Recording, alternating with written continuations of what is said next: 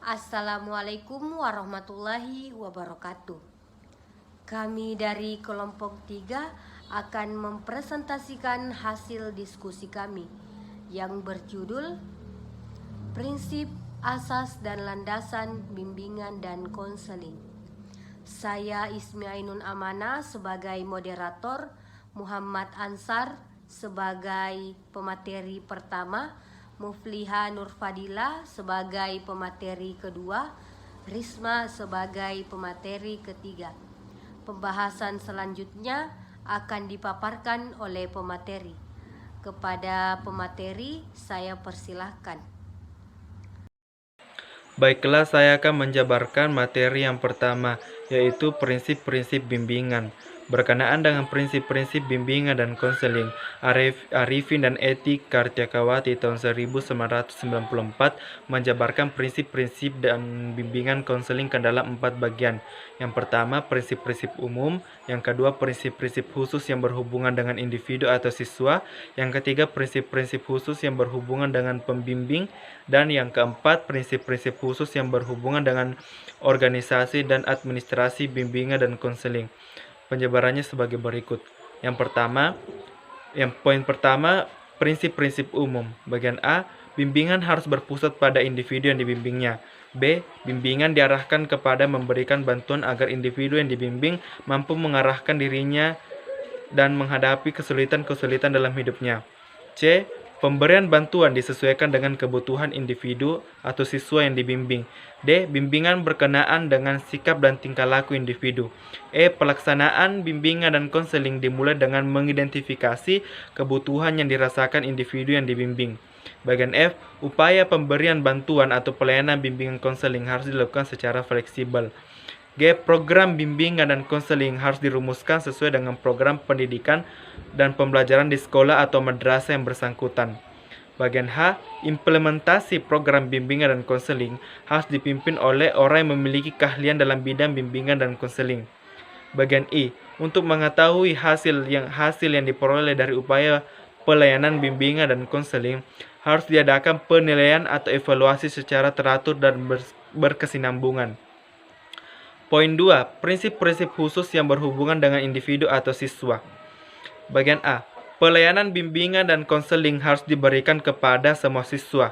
B, harus ada kriteria untuk mengatur prioritas pelayanan bimbingan dan konseling kepada individu atau siswa. C, program pemberian bimbingan dan konseling harus berpusat pada siswa. D, pelayanan bimbingan dan konseling di sekolah dan madrasah harus dapat memenuhi kebutuhan individu atau siswa yang bersangkutan, beragam dan luas. Bagian E, keputusan akhir dalam proses bimbingan dan konseling dibentuk oleh individu atau siswa itu sendiri. Bagian F, individu atau siswa yang telah memperoleh bimbingan harus secara beransur-ansur dapat menolong dirinya sendiri. Poin 3, prinsip khusus yang berhubungan dengan pembimbing. Bagian A, pembimbing atau konselor harus melakukan tugas sesuai dengan kemampuannya masing-masing. B, pembimbing atau konselor di sekolah atau madrasah dipilih atas dasar kualifikasi, kepribadian, pendidikan, pengalaman, dan kemampuannya. Bagian C, sebagai tuntutan profesi, pembimbing atau konselor harus senantiasa berusaha mengembangkan diri dan keahliannya. Bagian D, pembimbing atau konselor hendaknya selalu gunakan informasi yang tersedia tentang individu atau siswa yang dibimbingnya. Bagian E, pembimbing atau konselor harus menghormati dan menjaga kerahasiaan informasi tentang individu atau siswa yang dibimbingnya. Bagian F, pembimbing atau konselor dalam melaksanakan tugasnya hendaknya mempergunakan berbagai informasi dan teknik. Poin 4, prinsip yang berhubungan dengan organisasi dan administrasi. Bagian A, bimbingan dan konseling harus dilaksanakan secara sistematis dan berkelanjutan. Bagian B, pelaksanaan bimbingan dan konseling harus ada kartu pribadi, kumulatif rekord bagi setiap siswa. Bagian C, program pelayanan bimbingan dan konseling harus disusun sesuai dengan kebutuhan sekolah atau madrasah yang bersangkutan. Bagian D, harus ada pembagian waktu antar pembimbing sehingga masing-masing pembimbing mendapatkan kesempatan yang sama dalam memberikan bimbingan dan konseling. Bagian E, bimbingan dan konseling dilaksanakan dalam situasi individu atau kelompok sesuai dengan masalah yang dipecahkan dan metode yang dipergunakan dalam memecahkan masalah yang terkait. Asas-asas bimbingan dan konseling. Ada dua, yaitu asas-asas bimbingan dan konseling yang berhubungan dengan siswa. Setiap siswa mempunyai kebutuhan. Setiap siswa sebagai individu mempunyai kebutuhan yang berbeda, baik jasmania fisik dan rohania psikis. Setiap guru BK harus memahami berbagai kebutuhan siswa, terutama kebutuhan psikis seperti mendapat kasih sayang, rasa aman, dan lain-lain. Kedua, ada perbedaan di antara siswa atau asas perbedaan siswa. Tiap siswa berbeda baik psikis, fisik, kemampuan, kebutuhan, dan lain-lain. Perbedaan tersebut harus mendapat perhatian secara lebih spesifik dari pembimbing atau konselor, sehingga siswa dapat berkembang sesuai karakteristik pribadi masing-masing. Ketiga, tiap-tiap siswa ingin menjadi dirinya sendiri. Relevan dengan asas perbedaan tersebut, tiap individu ingin menjadi dirinya sendiri sesuai dengan ciri atau karakteristik pribadi masing-masing. Guru BK harus bisa mengantarkan siswa berkembang menjadi dirinya sendiri dan tidak boleh mengarahkan perkembangan siswa ke arah yang pembimbing inginkan.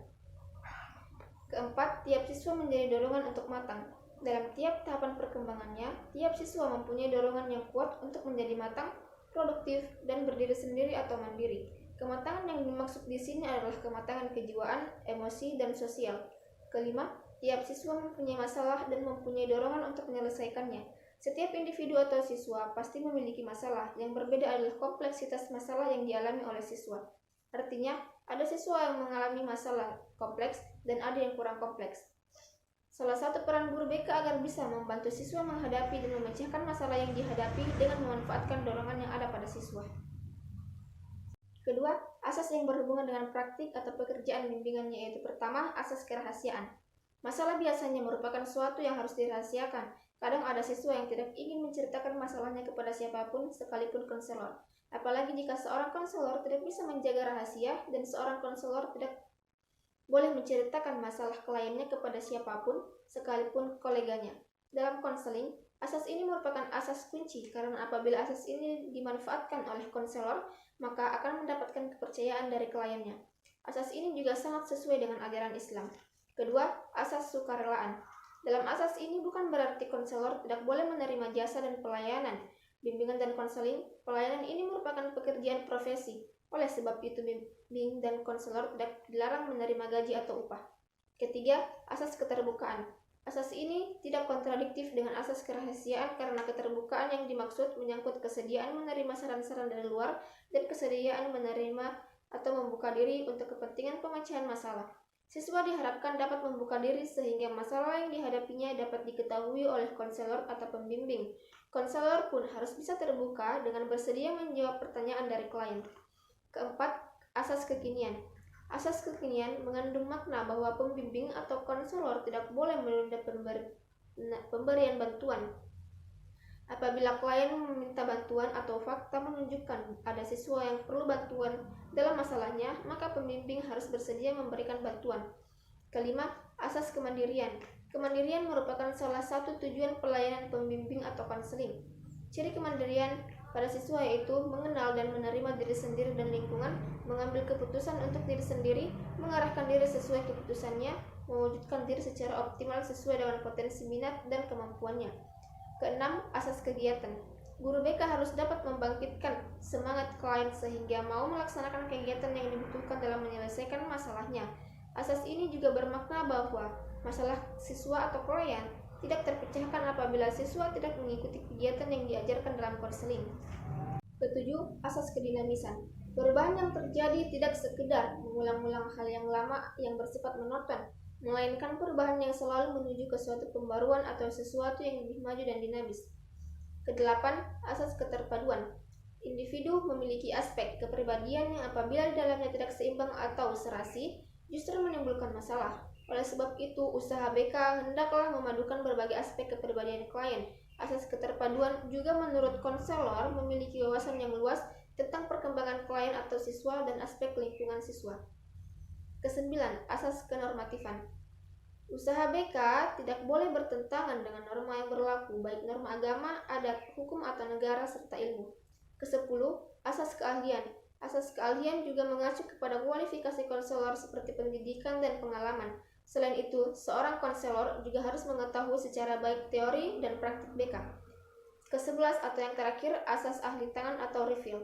Asas ini bermakna bahwa konselor dapat memberikan pelayanan BK jangan melebihi batas kewenangannya. Misalnya, individu yang stres atau gila tidak lagi menjadi kewenangan konselor, melainkan kewenangan psikiater.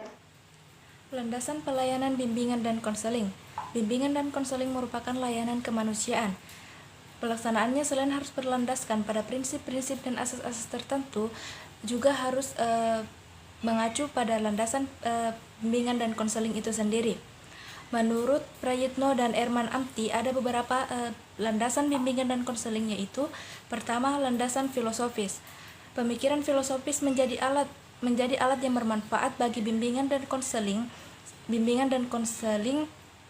secara umum dan bagi konselor secara khusus, yaitu membantu dalam memahami situasi konseling dan dalam membuat keputusan yang tepat.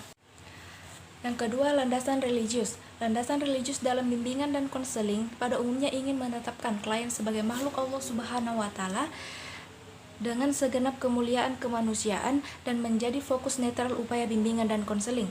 Oleh sebab itu, dalam masyarakat, agama itu banyak macamnya, sehingga konselor harus hati-hati dalam menerapkan landasan religius terhadap klien yang berasal dari latar belakang agama yang berbeda. Yang ketiga, landasan psikologis. Bimbingan dan konseling merupakan proses psikologis. Psikologi mempersoalkan tentang perilaku individu. Oleh karena itu, landasan psikologis dalam bimbingan dan konseling mempersoalkan tentang perilaku individu yang menjadi sasaran layanan.